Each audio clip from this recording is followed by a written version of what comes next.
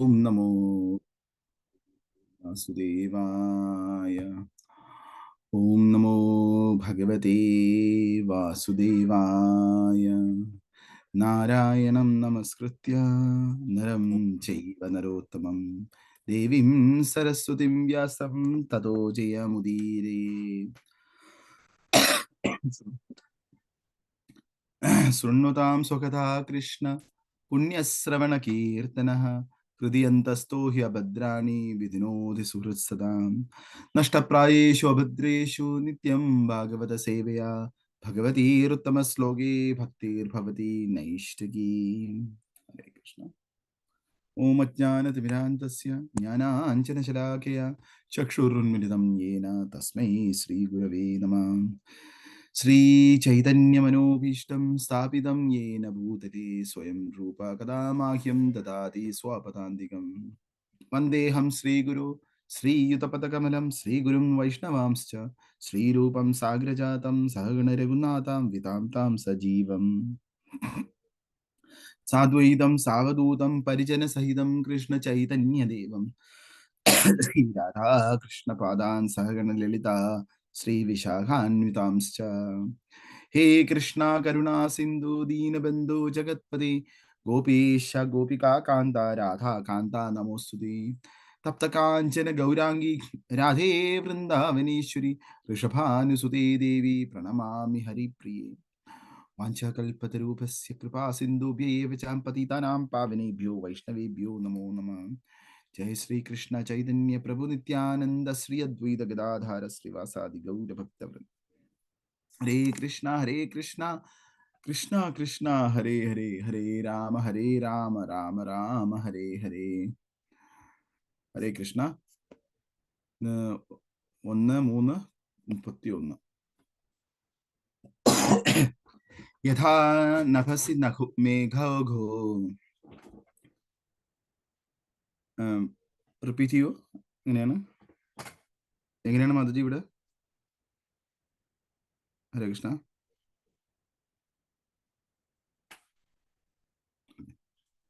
വായിച്ചു പോയാൽ മതിയോ? ഓക്കെ. യഥാ നഭസിന്മേ ഘൗഘോ രേണുർവാ പാർത്ഥിവോ അനിലേ ഏവം ദൃഷ്ടരി ദൃഷ്ടത്വം ആരോപിതം അബുദ്ധിഭിഃ. യഥാ നഭസി നമേ ഘൗഘോ രേണുർവാ പാർത്ഥിവോ അനിലേ ഏവം ദൃഷ്ടരി ദൃഷ്ടത്വം ആരോപിതം അബുദ്ധിഭിഃ. Synonyms. Yatha, as it is, Nabhasi, in the sky, Meghaugo, a mass of clouds, Renuhu, dust, Va, as well as, Parthivaha, muddiness, Anile, in the air, Evam, thus, Drishtari, to the seer, Drishtatvam, for the purpose of seeing. Aropitam is implied. Abuddhibihi, by less intelligent persons. Translation and purport by His Divine Grace A.C. Bhaktivedanta Swami Srila Prabhupada Ki Jai. Translation. Clouds and dust are carried by the air, but the less intelligent persons say that the sky is cloudy and air is dirty. Similarly, they also implant material bodily conceptions on the spirit self. Hare Krishna. Purport ആർക്കെങ്കിലും വായിക്കാൻ പറ്റുമോ മലയാളത്തിൽ? ഇവന്റെ $3000 ശമ്പളം ആർക്കെങ്കിലും വായിക്കാം? രക്ഷപ്പെട്ടു.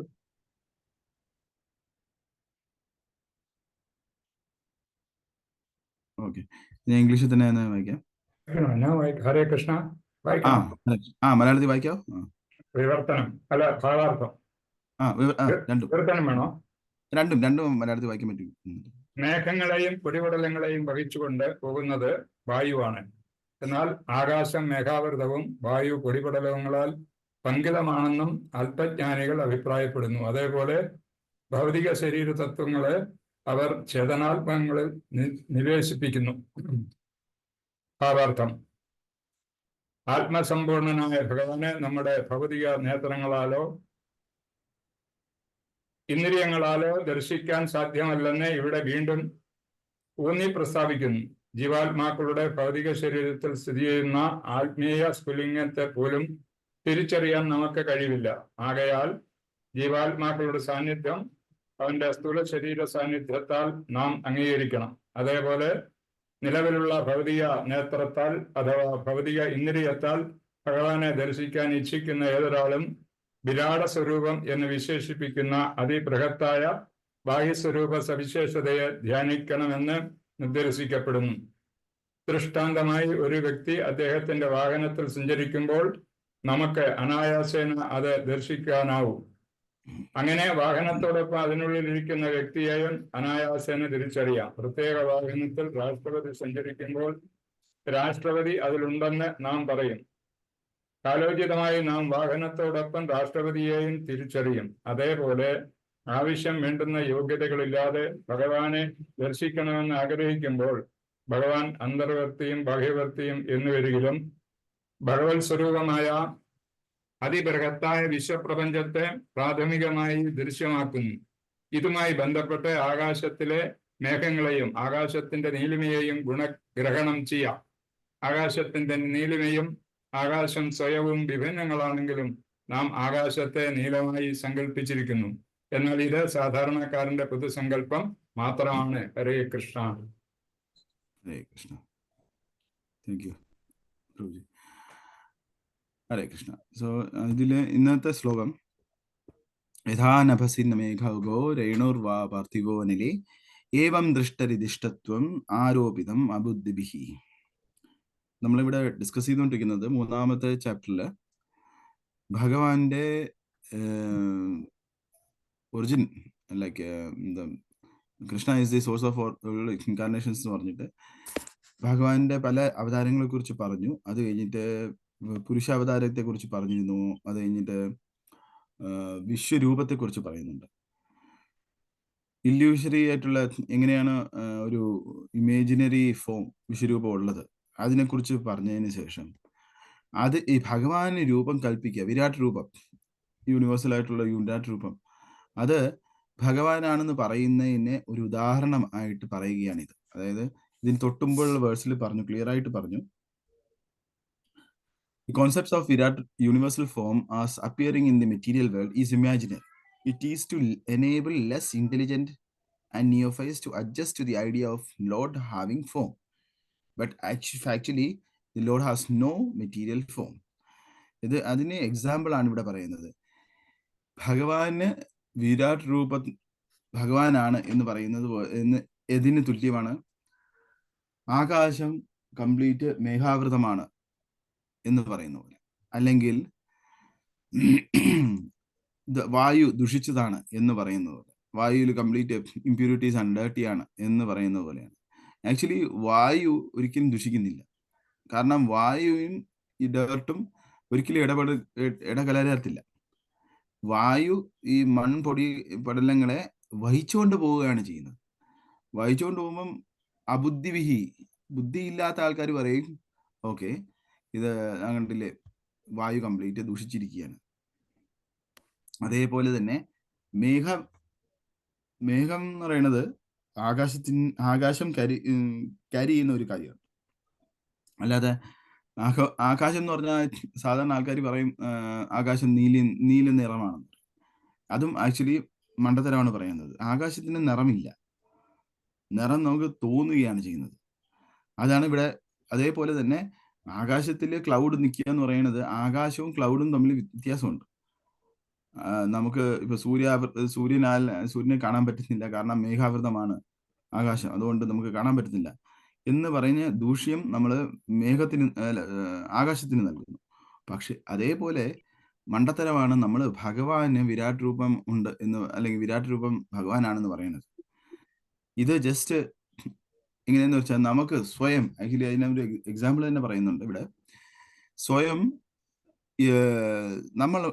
നമ്മളുണ്ടെന്ന് നമുക്ക് എല്ലാവർക്കും അറിയാം. നമ്മൾ സ്ഥിതി ചെയ്യുന്നു, നമ്മൾ ജീവിക്കുന്നു, നമ്മൾ കഷ്ടപ്പെട്ടുകൊണ്ടിരിക്കുകയാണ്. ഈ നമ്മളെ തന്നെ നമുക്ക് കാണാൻ പറ്റുന്നില്ല. പകരം നമ്മൾ കാണുന്നത് എന്താണ്? നമ്മൾ വഹിച്ചുകൊണ്ടിരിക്കുന്ന അല്ലെങ്കിൽ നമ്മൾ ധരിച്ചുകൊണ്ടിരിക്കുന്ന ശരീരത്തെ. ആ ശരീരം നാം ആണെന്ന് തെറ്റിദ്ധരിച്ചാണ്, തെറ്റായ ഐഡന്റിറ്റിയിലാണ് നമ്മൾ ജീവിക്കുന്നത്. ഇതേപോലെയാണ് ഈ ഒരു തെറ്റായ ഐഡന്റിറ്റിയാണ് ഇവിടെ നമ്മൾക്ക് ആകാശത്തിനും നമ്മൾ കാറ്റിനും കൊടുക്കുന്നത്, വായുവിനും കൊടുക്കുന്നത്. ഇതിന് ഉദാഹരണം പ്രഭുപാദർ ഇവിടെ പറയുന്നുണ്ട്. ഒരു പ്രസിഡന്റ് കാറിൽ പോകുമ്പോൾ പ്രസിഡന്റ് പോകുന്നു എന്ന് പറയും. കാറിനെ കണ്ടിട്ടാണ് നമ്മൾ പറയുന്നത് ആ പ്രസിഡന്റ് കാറിനകത്തുണ്ട്. നമ്മൾ പ്രസിഡന്റിനെ കണ്ടിട്ടില്ല, പക്ഷെ പ്രസിഡന്റ് പോകുന്ന കാറാണെന്ന് നമ്മൾ അസ്യൂം ചെയ്ത് പറയും, അത് ആ കാറിനകത്ത് പ്രസിഡന്റ് പോകുന്നു. അപ്പോൾ ഒരു നോക്കുമ്പോൾ ഒരു കാർ ആയിരിക്കും കാണുന്നത്, ഒരു വൈറ്റ് അംബാസഡർ കാർ ആയിരിക്കും പോകുന്നത് കാണുന്നത്. അതിനകത്ത് പ്രസിഡന്റ് ഉണ്ടെന്നുള്ളൊരു അസംഷനിൽ പറയാണ് അത് പ്രസിഡന്റ് ആണ്. അപ്പൊ ആ കാറും പ്രസിഡന്റുമായിട്ട് നമ്മൾ ഇക്വേറ്റ് ചെയ്യുകയാണ് ചെയ്യുന്നത്. ഇത് വളരെ ബാലിശ്യമായിട്ടുള്ള ഒരു ആരോപണമാണ് നമ്മൾ പറയുന്നത്.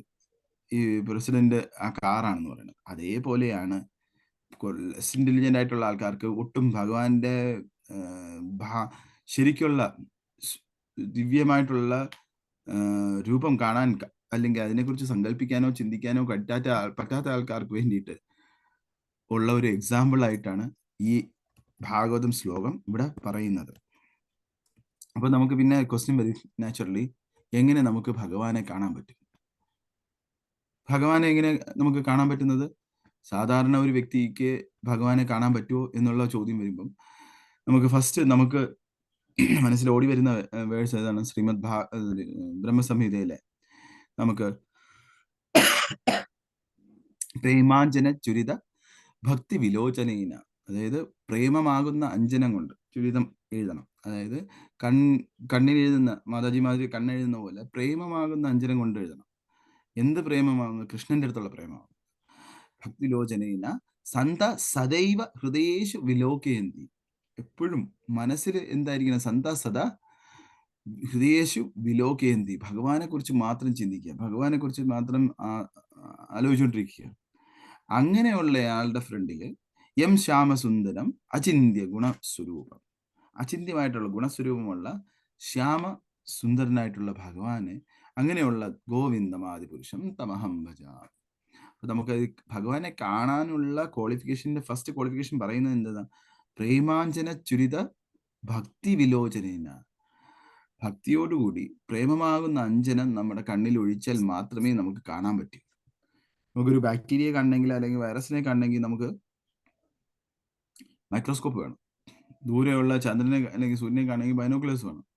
ഇതേപോലെ ഓരോ ഇൻസ്ട്രുമെന്റ് വെച്ചാണ് നമ്മൾ ഓരോന്നിനെ കാണുന്നത്. നമുക്ക് കാണാൻ പറ്റാത്തത്, വെറും കണ്ണിൽ കാണാൻ പറ്റാത്തത്. ഇതേപോലെ വെറും കണ്ണിൽ കാണാൻ പറ്റാത്ത ഭഗവാനെ നമുക്ക് കാണണമെങ്കിൽ പ്രേമമാകുന്ന അഞ്ജനം എഴുതിയ ഭക്തി വിലോചനത്തിലൂടെ നമുക്ക് മാത്രമേ കാണാൻ പറ്റുകയുള്ളൂ. അത് മാത്രമല്ല, ഭഗവാനെ കുറിച്ച് സ്മരിച്ചുകൊണ്ടിരിക്കുന്നയാൾക്ക് മാത്രമേ ഭഗവാനെ കാണാൻ പറ്റുകയുള്ളൂ. ഇതിന് ഏറ്റവും നല്ല ഉദാഹരണം ഭഗവാൻ തന്നെ നാരദ മുനിയുടെ അടുത്ത് പറയുന്നുണ്ട്. ഫസ്റ്റ് കാൻഡോയിൽ നമ്മൾ നാരദ മുനിയുടെ കഥ പറയുമ്പോൾ നാരദ മുനി വീണ്ടും വീണ്ടും മറ്റേ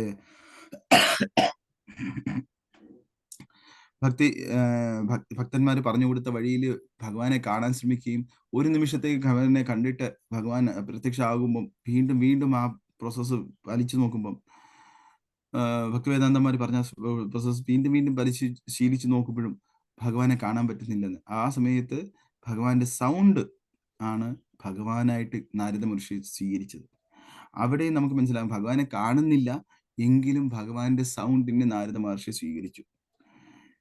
ഇത് അതേപോലെ തന്നെ നമുക്ക് ഭാഗവതം 10:21 ബർഹാപീഠം നടവര വപു കർണയോർ കർണികാരം ബിഭ്രത് വാശ കനക കനപിശം വൈജയന്തിം ചമാല രന്ധ്രാൻ വേണൂർ അധര സുധാപൂരയൻ ഗോപവൃന്ദൈർ വൃന്ദാരണ്യം സ്വപതരമണം പ്രാവിശത് ഗീതകീർത്തി. ഇത് ഭഗവാന്റെ സ്വരൂപം കണ്ടിട്ട് ആൾക്കാർ വർണ്ണിക്കുന്നതാണ്. ഒരു മൈപീലി ധരിച്ച് എങ്ങനെയാണോ കർണികാരം പൂക്കള് ഭഗവാന്റെ കർണയോർ കർണികാരം ചെവിയിൽ കമ്മലായിട്ടിരിക്കുന്നത്, അതേപോലെ ഒരു വൈജയന്തി മാല നെറ്റിയിലിരിക്കുന്നു. ഇങ്ങനെയുള്ള ട്രാൻസ്ജെൻഡൽ ഫോം ആയിട്ടുള്ള കൃഷ്ണന് ഫോം ഇല്ല എന്ന് പറയുന്ന മന്ദബുദ്ധികളുടെ അടുത്ത് നമുക്ക് എങ്ങനെ പ്രസന്റ് ചെയ്യാൻ പറ്റും?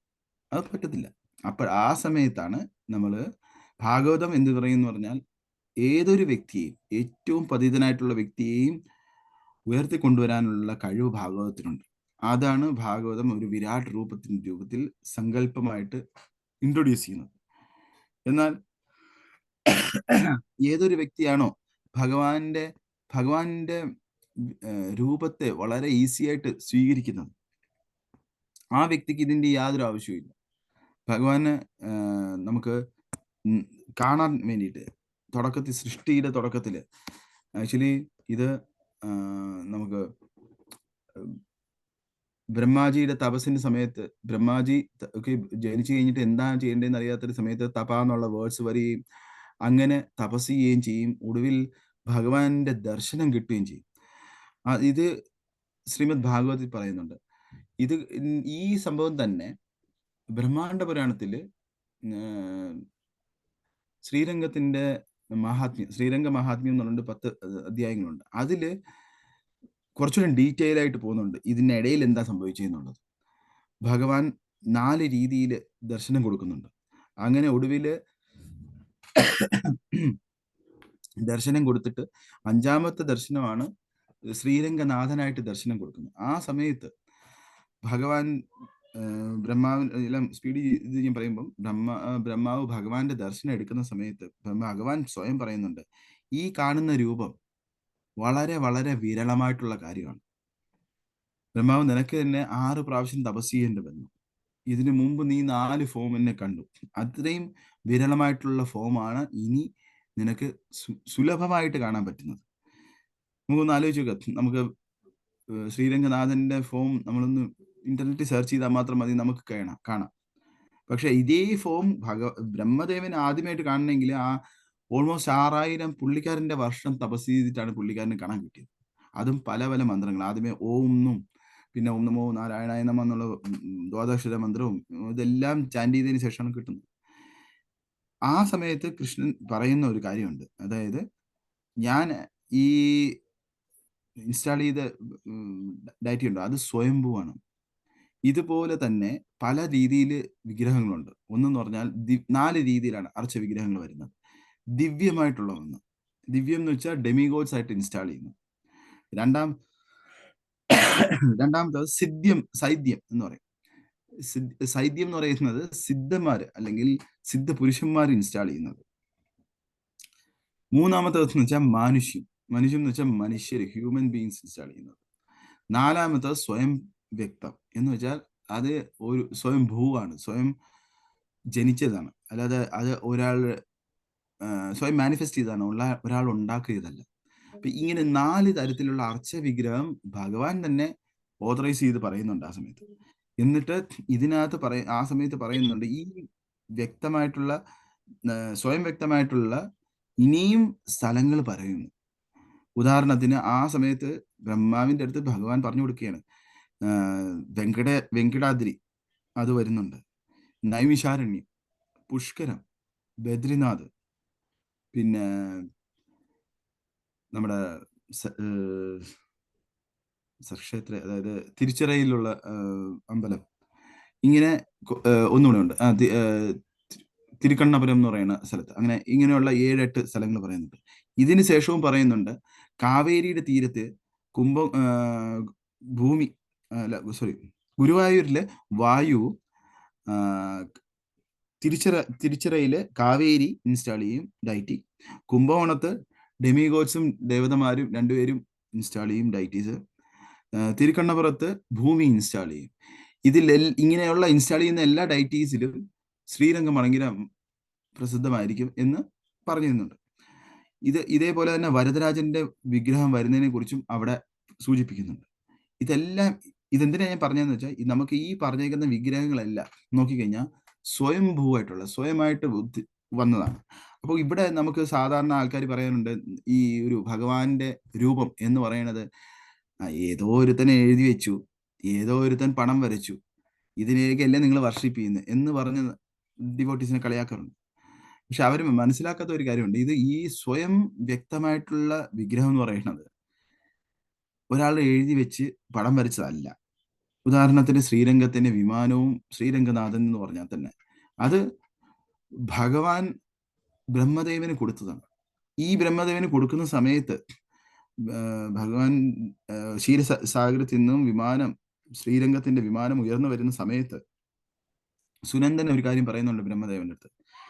അല്ലയോ ബ്രഹ്മദേവ, ഈ വിഗ്രഹം ഈ വിമാനവും സ്വീകരിച്ച് അതിനെ ആരാധിച്ചാല് നിങ്ങൾക്ക് മുമ്പുണ്ടായിരുന്ന ബ്രഹ്മദേവന്മാര് എങ്ങനെയാണോ ഈ വിഗ്രഹത്തെ ആരാധിച്ച് അവര് വൈകുണ്ഠത്തിൽ തിരിച്ചു പോയത്, അതേപോലെ സദ്ഗതി അടഞ്ഞത്, അതേപോലെ തന്നെ നീയും വളരെ പെട്ടെന്ന് ഈ വിഗ്രഹത്തെ ആരാധിച്ച് തിരിച്ചു വൈകുണ്ഠത്തിലേക്ക് പോകുമെന്നാണ് പറയുന്നത്. അപ്പൊ അവിടെ നിന്ന് നമുക്ക് ഒരു കാര്യം മനസ്സിലാക്കാം, ഈ വിഗ്രഹം എന്ന് പറയുന്നത് സ്വയംഭൂവായിട്ട് ഭഗവാൻ തന്നെ തരുന്നതാണ്, അല്ലാതെ മനുഷ്യൻ സൃഷ്ടിക്കുകയോ ഏതൊരാളുടെ മനസ്സിന്റെ ചിന്തയിലോ ആവിഷ്കാരത്തിലോ വന്ന വിഗ്രഹങ്ങളല്ല. ഈ വിഗ്രഹങ്ങളില് നമുക്ക് കാണാൻ കിട്ടുന്നത് തന്നെ, കാണാൻ സാധിക്കുക എന്ന് പറയുന്നത് തന്നെ വളരെ വളരെ വിരളമായിട്ടുള്ളൊരു അത്യപൂർവമായിട്ടുള്ളൊരു അവസരമാണ്. അതിനെയൊക്കെ നമ്മൾ കാണുമ്പം, ദിവ്യദർശനം സ്വീകരിക്കുമ്പോൾ, നമ്മൾ കാണുമ്പോൾ അതിൻ്റെ മഹത്വം നമ്മൾ ആലോചിക്കുകയാണ് ചെയ്യേണ്ടത്. അപ്പോഴേ മാത്രമേ നമുക്ക് ശരിക്കുള്ള ആ വിഗ്രഹം നമുക്ക് കാണാൻ, അല്ലെങ്കിൽ നമ്മൾ പല പ്രാവശ്യം ശ്രീരംഗത്ത് പോകാം, അതിന്റെ വിഗ്രഹത്തിന്റെ മേളിലിരിക്കുന്ന വിമാനം കണ്ടേക്കാം. നമ്മൾ ഓക്കെ കഥയിൽ കേട്ട് കാണാം, വിഭീഷണനാ കൊണ്ടുവന്നത് ഇവിടെ നിന്ന് രാമൻ പൂജിച്ചുകൊണ്ടിരുന്ന വിഗ്രഹമാണ്. ഇതൊക്കെ ഓരോന്നും നമ്മൾ ആ കഥകൾ അറിയുകയും എങ്ങനെ രാമന്റെ എത്തി, എങ്ങനെ ആദ്യമേ ബ്രഹ്മാവിന്റെ എത്തി, ഇതൊക്കെ മനസ്സിലാക്കുമ്പോൾ നമുക്ക് ആ വിഗ്രഹത്തിനടുത്തൊരു ഒരു ആകർഷണം തോന്നും.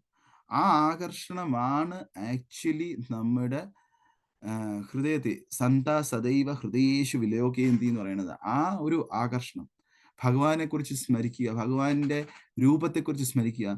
ഈ ഭഗവാന്റെ രൂപം നമ്മൾക്ക് ഓരോ പ്രാവശ്യവും ഫോട്ടോ കാണുമ്പോൾ, ഇപ്പം ദ്വാരകാധീശിന്റെ ഫോട്ടോ ആയാലും രാധാരമണന്റെ ഫോട്ടോ ആയാലും ഗോവിന്ദദേവിന്റെ ആയാലും മദൻ മോഹന്റെ ആയാലും, ഇവരുടെ എല്ലാം വൃന്ദാവനത്തിലെ ഫോട്ടോസ് കാണുമ്പോൾ പോലും, അല്ലെങ്കിൽ ഏതെങ്കിലും ഇസ്കോൺ അമ്പലത്തിലെ ഡൈറ്റീസിന്റെ ഫോട്ടോ കാണുമ്പോഴും, അല്ലെങ്കിൽ പത്മനാഭന്റെ ഫോട്ടോ കാണുമ്പോൾ, ഇതെല്ലാം കാണുമ്പോൾ നമുക്ക് ഇത് കാണാനുള്ള അവസരം നമുക്ക് ഭഗവാൻ തന്നല്ലോ എന്നുള്ള കൃതജ്ഞതയോടുകൂടി ആ ഒരു ഭാഗ്യം നമുക്ക് ശരിക്കും കിട്ടണം എന്നുള്ള രണ്ട് കണ്ണ് തുറന്ന് നമ്മൾ അതിനെ സ്വീകരിക്കുക, ആ ഇമേജിനെ സ്വീകരിച്ച് ഈ ഒരു ഇമേജ്, ഈ ഒരു ഫോം നമുക്ക് കാണാൻ പറ്റിയല്ലോ എന്നുള്ള കൃതജ്ഞതയോടെ നമ്മൾ വേണം സ്വീകരിക്കാൻ. നമുക്ക് അതിനെ ഭഗവാൻ തരുന്ന മെർസി ആയിട്ട് നമ്മൾ സ്വീകരിക്കുമ്പോൾ മാത്രമാണ് ശരിക്കും നമുക്ക് ഭഗവാനെ കാണാൻ പറ്റുന്നത്. അല്ലാതെ നോക്കുകയാണെങ്കിൽ ഭഗവാൻ ഫ്രണ്ടിൽ നിൽക്കുകയായിരുന്നു, ദുര്യോധന്റെ, ശകുനിയുടെ, കർണന്റെ, ഇവരുടെ എല്ലാം ഫ്രണ്ടിലും ഉണ്ടായിരുന്നു.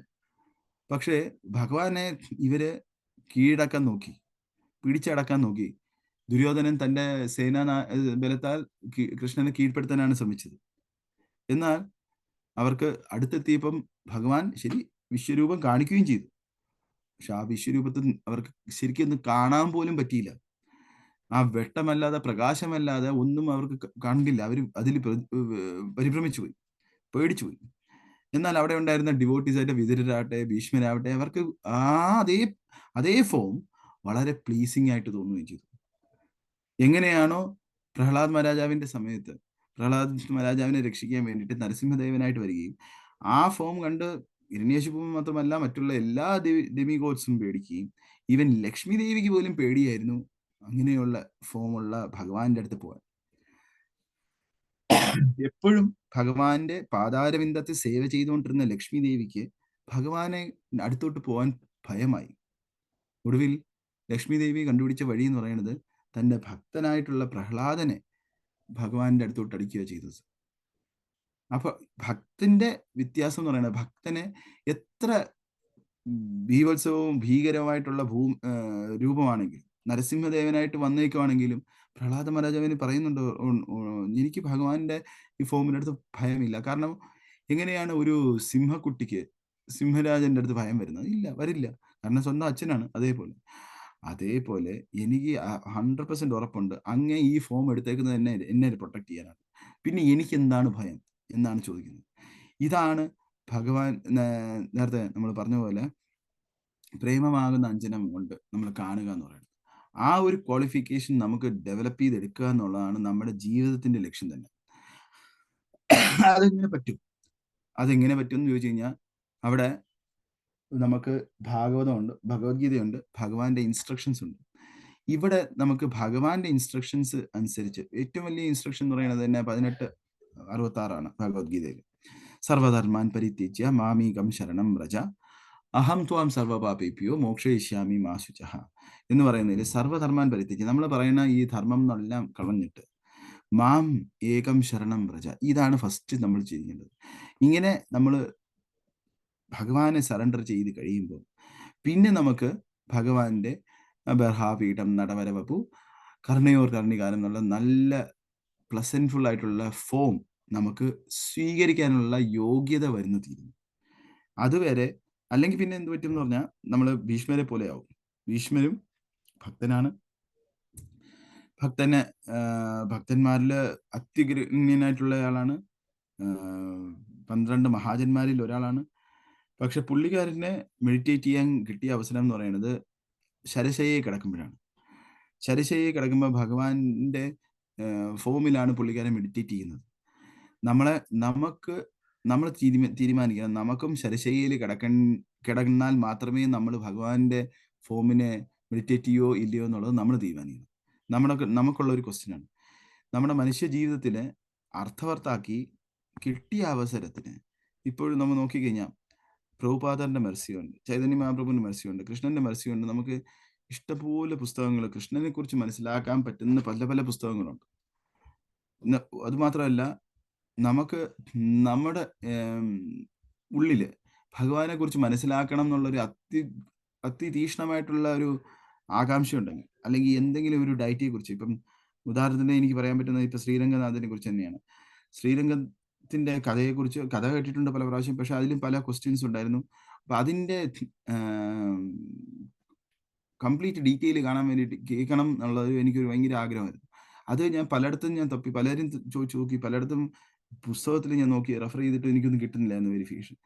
പക്ഷെ അങ്ങനെ ഉള്ള ആ ഒരു ആഗ്രഹം ഭഗവാന്റെ അടുത്ത് സബ്മിറ്റ് ചെയ്ത് കഴിഞ്ഞാൽ ഭഗവാൻ അതിനുള്ള വഴി ഭഗവാൻ തന്നെ കാണിച്ചു തരികയും ചെയ്യും.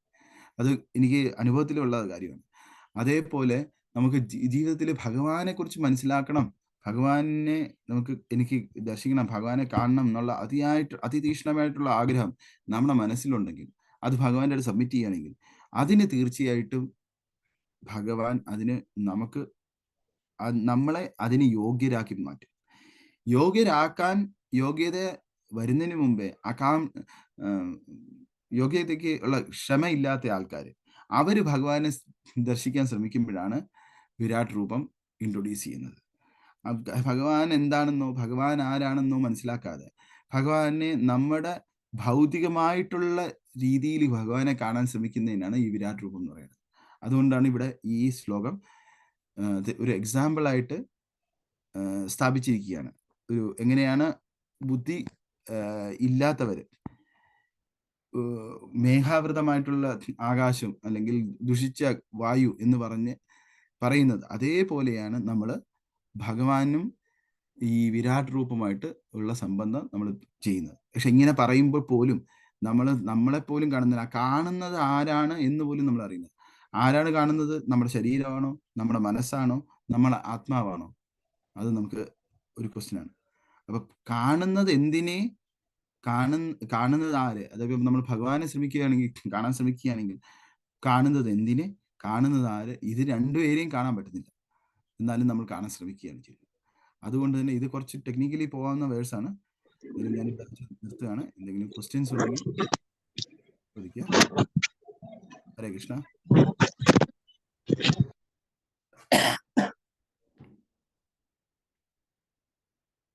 ഹരേ കൃഷ്ണ മാതാജി.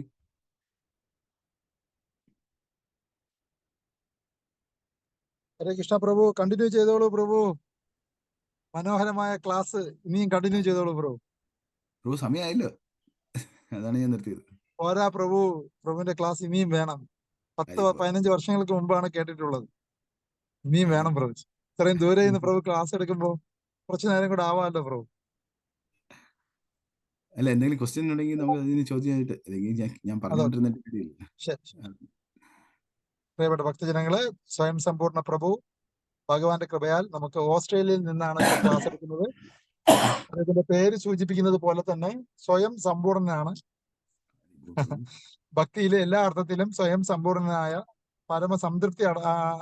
സംതൃപ്തിയോടുകൂടി ഭക്തിയുക്ത ഭഗവത് സേവനം ചെയ്യുന്ന സ്വയം സമ്പൂർണ്ണ പ്രഭു നമ്മുടെ ഗോഡ് ബ്രദറാണ്. വളരെ സീരിയസ് ആയിട്ടുള്ള ഒരു ഡിവോട്ടിയാണ്. അദ്ദേഹം ഓസ്ട്രേലിയയിലെ ഏക്കർ കണക്കിന് സ്ഥലം മേടിച്ച് ഭക്തിയുക്ത ഭഗവത് സേവനത്തിന് വേണ്ടി വിനിയോഗിക്കുന്നു. അതുപോലെ അദ്ദേഹത്തിന്റെ സ്വന്തം നാട്ടിൽ അടൂരിനടുത്ത് പട്ടായ എന്നുള്ള സ്ഥലത്ത് അദ്ദേഹം ഒരു ശ്രീകൃഷ്ണ ക്ഷേത്രം വളരെ നന്നായി കെട്ടിക്കൊണ്ടിരിക്കുകയാണ്. അദ്ദേഹത്തിന്റെ ഫുൾ ടൈം 24 മണിക്കൂറും ഭക്തിയുക്ത ഭഗവത് സേവനത്തിന് വേണ്ടി അദ്ദേഹം ഒഴിഞ്ഞു വെച്ച ഒരു പരമ ഭാഗവതനാണ് ഭഗവാന്റെ കൃപയാൽ നമുക്കിപ്പോ ക്ലാസ് എടുക്കുന്നത്. അദ്ദേഹത്തിന്റെ ഫാമിലി മുഴുവനും ശരിക്കും ഡിവോഷണൽ സർവീസിലാണ്. അദ്ദേഹത്തിന്റെ അമ്മ, സഹോദരി, വൈഫ്, മക്കള് എല്ലാവരും ഭക്തിയുക്ത ഭഗവത് സേവനം വളരെ സീരിയസ് ആയിട്ട് എടുത്തിട്ടുള്ള ഒരു ഡിവോട്ടി ഫാമിലിയാണ്. അതേപോലെ പ്രഭുവിന്റെ അമ്മ ആണ് നമുക്ക് ചൈതന്യ ചരിതാമൃതം ട്രാൻസ്ലേഷൻ ടീമിൽ ഉണ്ടായിരുന്നത്. അതേപോലെ ശ്രീമദ് ഭാഗവതം ട്രാൻസ്ലേഷനും പ്രഭുവിന്റെ കുടുംബവും നല്ലൊരു സർവീസ് ചെയ്തിട്ടുണ്ട്. വളരെ സന്തോഷമുണ്ട് സ്വയം സമ്പൂർണ്ണ പ്രഭു അദ്ദേഹത്തിന് ഇത്രയും ദൂരെ ആയിരുന്നിട്ട് കൂടി ക്ലാസ് എടുക്കാൻ മുന്നോട്ട് വന്ന പ്രഭുവിന് ഹൃദയത്തിന്റെ ഭാഷ നന്ദി പറയുന്നു. പ്രഭുവിനോട് നമുക്ക് എന്ത് ഡൗട്ടും ചോദിക്കാം. വളരെ സീരിയസ് ആയിട്ടുള്ള ഒരു ഭക്തനാണ് ഭക്തിയുക്ത ഭഗവത് സേവനത്തില്. നിങ്ങൾക്ക് എന്ത് ഡൗട്ട് ഉണ്ടെങ്കിലും പ്രഭുവിനോട് ചോദിക്കാം. മാസത്തിലെ 1-2 ക്ലാസ് പ്രഭു ദയവായി ഈ സൂം പ്ലാറ്റ്ഫോമിൽ മുന്നോട്ട് വരണമെന്ന് വിനീതമായ അഭ്യർത്ഥനയും കൂടെ ചെയ്തുകൊള്ളട്ടെ. ഹരേ കൃഷ്ണ പ്രഭു. ഡൗട്ട്സ് ഉണ്ടെങ്കിൽ നമുക്ക് ചോദിക്കാം. ആൾക്കാരെല്ലാം ഉറങ്ങി ക്ലാസ് കേട്ടിട്ട്. അല്ല പ്രഭു, ഇന്ന് നമുക്ക് ഒരു കല്യാണമുണ്ട്, ഒരു ഡിവോട്ടി കല്യാണം. അപ്പൊ അതിന്റെ തിരക്ക് ഉണ്ടായിരുന്നിട്ട് കൂടി ഡിവോട്ടീസ് എല്ലാം നമ്മുടെ പാർട്ടിസിപ്പന്റ് ആയിട്ട് വന്നിട്ടുണ്ട്. ഇപ്പൊ ഈ സമയം സ്വീകരണത്തിന്റെ സമയമാണ്. എന്നിട്ട് കൂടി ഭക്തന്മാര് ഭാഗവതത്തിന് സീരിയസ് ആയിട്ട് എടുത്തു എന്നുള്ളത് സന്തോഷമാണ്. ഓക്കെ, നന്ദി പ്രഭുജി. ഹൃദയത്തിന്റെ ഭാഷ നന്ദി പറയുന്നു. പ്രഭു, ഇപ്പോ ഈ വേദിയില് ഒരു കമ്മിറ്റ്മെന്റ് പ്രഭു ദയവായി തരണം. മാസത്തില് 4 ക്ലാസ് ആണോ, 2 ക്ലാസ് ആണോ, 3 ക്ലാസ് ആണോ പ്രഭുവിന് എടുക്കാൻ കഴിയുന്നത്? മാസത്തിൽ 1. പക്ഷെ അടുത്ത മാസം ഞാൻ കാണത്തില്ല, ഞാൻ യാത്രയിലായിരിക്കും. അടുത്ത മാസം ഒക്ടോബറിലേ ഉള്ളൂ. അപ്പൊ അതിന് മുമ്പ് അഡ്വാൻസ് ആയിട്ട് നമുക്കൊരു ക്ലാസ്സും കൂടെ എടുക്കാലോ? പ്രഭു സമയമില്ല, പ്രഭു സമയമില്ല. അടുത്ത 2 ബിസിയാണ് പ്രഭു. എനിക്ക് മനസ്സിലാവും. പ്രഭു മാസത്തിൽ 1 ക്ലാസ് പ്രഭു ദയവായി മുന്നോട്ട് വെക്കും. ദയവായി മുന്നോട്ട് വെക്കും. ശരി, നന്ദി പ്രഭുജി.